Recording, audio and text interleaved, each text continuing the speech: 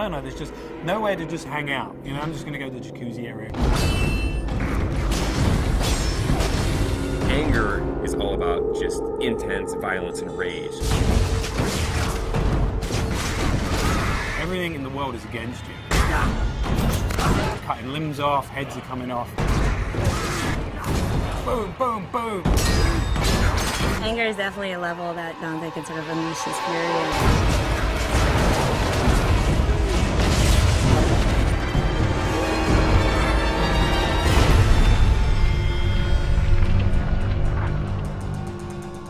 Second-to-second gameplay experience is really where Dante's Inferno pays off. We have the combination of a multiple set of weapons. We've got Death's Scythe, which is your big, powerful melee weapon. We've got the Holy Cross that shoots holy magic, and it's a range attack, it's a stun attack. You can do a lot of things with that.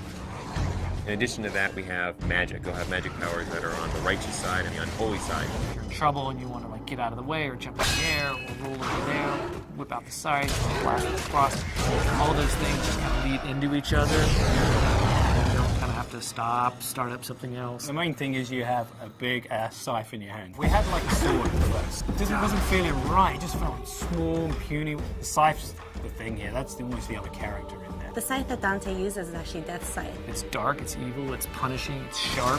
There's actually a lot of different modes you could go in. It could kind of have this sort of straight spear-like mode. It also has what we call sort of the collapse mode, where it's more like a scythe that's just on his wrist. At the beginning, we're all trying to find different things. We actually bought a scythe, you know, farmers, monthly or whatever. So we bought this scythe. As soon as we got the scythe, it's got the little handles like, no, this ain't gonna work. Sometimes you'll come into work and like you'll go to the kitchen to get coffee and there's just like some guy over there like with a broomstick and he's looking at himself in the mirror like doing this or going. So not only punishing everyone with that scythe, the other part of the combat is you've got a cross as well.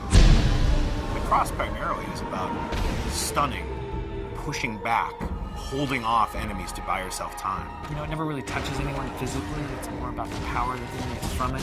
It's a little bit more about crowd control. I kind of liken it to sort of like the Force in Star Wars. It's really used as a great way to either set up a combo or a way to hold them in place while you then beat the shit out of them with the scythe. We really leave it open to the player whether they want to go sort of all in on the holy powers, whether they want to go all in on the scythe powers, or do a mix of both. There's kind of a reason that Dante's got these two weapons, kind of yin and yang, and they're dualistic. And that plays out, not just the combat, but in the story as well. That's the whole personality of Dante's Inferno. The most important thing to us was making sure that the combat felt awesome. One of the big things that we wanted to do in Dante's Inferno is really have the game run at 60 frames per second. 60 feels free, it feels fluid. 30 feels like you're drunk. I mean, we did some tests, you know, where we took 30 and we took 60. You can totally tell the difference. As soon as you go to 60, you just see the flow, you see the trails, the scythes leaving behind, it's just the smoothness. It's a visual and a tactile thing. It's how it feels, but 60 frames per second is pretty good. Especially with all the great effects we got going on in the game now. Sassy.